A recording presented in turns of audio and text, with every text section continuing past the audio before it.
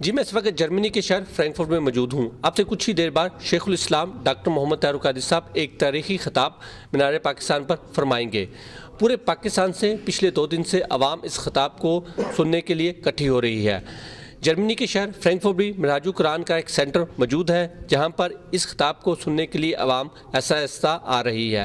ہمارے پاس معراج قرآن فرینکفرٹ کے کچھ ممبر موجود ہیں، آئے ہم ان سے پوچھتے ہیں کہ ڈاکٹر صاحب کے اس خطاب سے ان کو کیا توقع حاصل ہے۔ جی سر بتائیے گا۔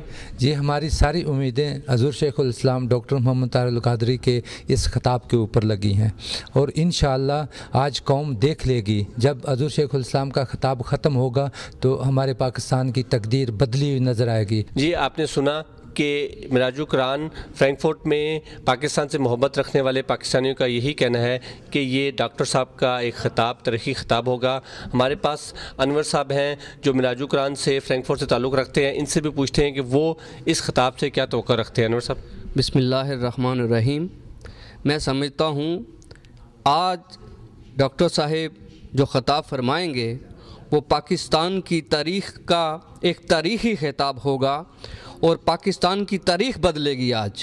آج دنیا دیکھے گی کہ عوام ایک چہرہ دیکھنا چاہتی ہے، ایک مسیحا دیکھنا چاہتی ہے، اور ڈاکٹر طاہر القادری صاحب کی صورت میں آج مسیحا نظر آئے گا۔ آج لوگ جو گھروں میں جائیں گے ان کا خطاب سن کے تو انشاءاللہ تعالی وہ پاکستان کا روشن چہرہ دیکھیں گے۔